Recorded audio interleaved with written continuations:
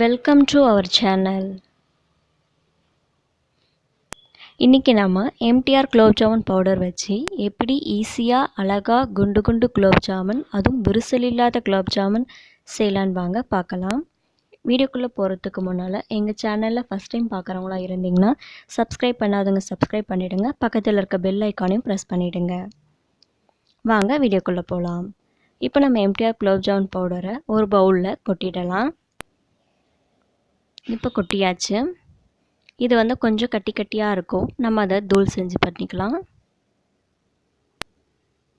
இப்போது இதில் 2 ஸ்பூன் சர்க்கரை அது மிக்சியில் போட்டு நல்லா நைஸாக அரைச்சி வச்சுருக்கேன். அதையும் அதோட சேர்த்திக்கிறேன். ஒரு பிஞ்ச் சால்ட்டும் சேர்த்திக்கலாம்.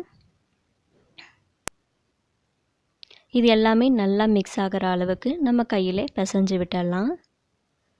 எல்லாமே நல்லா மிக்ஸ் ஆகணுங்க. நல்லா சாஃப்டாக பிசையணும், அழுத்தி பிசையக்கூடாது. இப்போ நல்லா நம்ம பிசைஞ்சாச்சு. இதுக்கு 2 ஸ்பூன் பால் இருந்தாலே போதும். இப்போ 1 ஸ்பூன் பால் சேர்த்து நல்லா மிக்ஸ் பண்ணிக்கிறேன். கொஞ்சம் கொஞ்சமாக பால் சேர்த்து மிக்ஸ் பண்ணுங்க.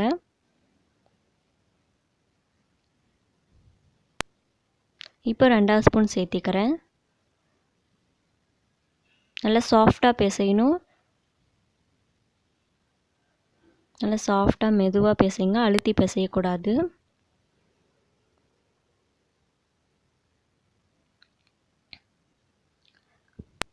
இப்போ பாருங்கள், இந்த அளவு சாஃப்டாக இருக்கணும். இந்த அளவு சாஃப்டாக நல்லா பிசைஞ்சிக்கோங்க. இப்போ இதை வந்து நம்ம சின்ன சின்ன உருண்டைகளாக உருட்டி எடுத்துக்கலாம். இப்போ கொஞ்சம் சின்னதாக நம்மளுக்கு எந்த அளவுக்கு பெருசு வேணும்னு தோணுதோ அந்த அளவுக்கு நம்ம எடுத்து நல்லா அழுத்தி உருட்டுங்க. நல்லா அழுத்தி உருட்டினா தான் விரிசல் இல்லாமல் வரும், இல்லைன்னா உடஞ்சிடும். பாருங்கள், நல்லா அழுத்தி உருண்டை பண்ணணும். இந்த மாதிரி சின்ன சின்ன உருண்டையாக நம்ம உருட்டி எடுத்துக்கலாம். இப்போ நான் எல்லாத்தையும் உருட்டி எடுத்து ஒரு பவுலில் வச்சுருக்கேன். இப்போ நம்ம அதை பொரித்து எடுத்துக்கலாம். இதுக்கு கடாயில் ஒரு 200 ml ஆயில் ஊற்றிக்கிறேன். ஆயில் நல்லா சூடாகிற அளவுக்கு நம்ம சர்க்கரை பாகு செஞ்சிடலாம். அதுக்கு ஒரு பவுலில் 1 கப் சர்க்கரை எடுத்துக்கிறேன். எந்த கப்பில் நீங்கள் சர்க்கரை எடுக்கிறீங்களோ அந்த கப்லேயே 2 கப் தண்ணி ஊற்றிக்கிடணும். நான் 150 கிராம் சர்க்கரை எடுத்துக்கிறேன். 100 கிராம் போட்டிருக்கு, 150 கிராம் கரெக்டாக இருக்கும். இப்போ 2 கப் தண்ணி ஊற்றிட்டேன்.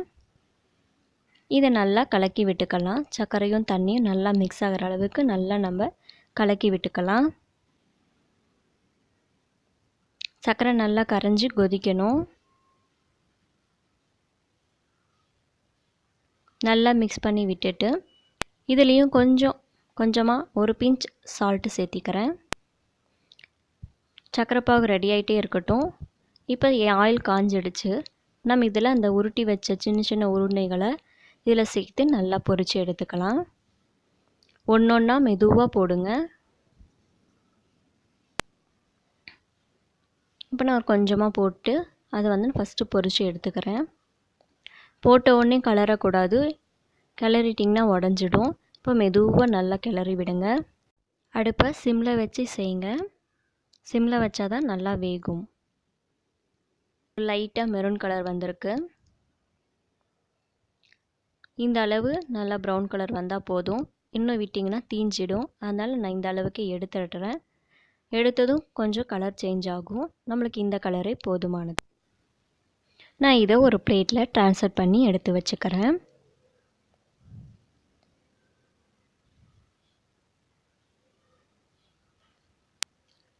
இப்போ நம்ம எல்லாத்தையும் எடுத்தாச்சு.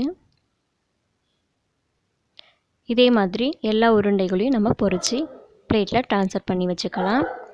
இப்போ பாருங்கள், சர்க்கரை பாகு கொதிக்குது. சர்க்கரை நல்லா கரைஞ்சி கொதிக்குது. இந்த சமயத்தில் 2 ஏலக்காய் எடுத்து நல்லா உடச்சி போடுறேன். அதில் ஏலக்காய் லாஸ்ட்டாக இறக்கும் போது போடுங்க, அப்போ தான் வாசனையாக இருக்கும். ஏலக்காய் போட்டு ஒரு 5 நிமிஷம் நல்லா கொதிக்க விடுறேன். இப்போ பாருங்கள், நல்லா கொதிக்குது. இதுக்கு பதம் எதுவும் தேவையில்லை, நல்லா கொதிச்சா போதும். இப்போ அடுப்பை ஆஃப் பண்ணிடுறேன். இதில் நம்ம எடுத்து வச்ச பொரிச்ச உருண்டைகளை நம்ம சக்கரை பாகில் சேர்த்திடலாம். சக்கரை பாகு சூடாக இருக்கும் போதே சேர்த்தாதான் அது நல்லா ஊறும். இப்போ நம்ம எல்லாமே அதில் சேர்த்திட்டோம். லைட்டாக ஒரு அமுக்கி விடுங்க. அவ்வளோதாங்க. ஒரு 2 மணி நேரம் கழித்து நம்ம எடுத்து பார்த்தோன்னா குலோப் ஜாமுன் ரெடி ஆகிடுச்சு. விரிசல் இல்லாத குலோப் ஜாமுன் அழகாக இருக்குது பாருங்கள். நீங்களும் இதே மாதிரி வீட்டில் செஞ்சு பார்த்துட்டு எப்படி இருக்குன்னு கமெண்ட்ஸில் சொல்லுங்கள். எங்கள் சேனல் பிடிச்சிருந்தா லைக் பண்ணுங்கள், ஷேர் பண்ணுங்கள், சப்ஸ்கிரைப் பண்ணுங்கள். பக்கத்தில் இருக்க பெல் ஐக்கானையும் ப்ரெஸ் பண்ணிவிடுங்க.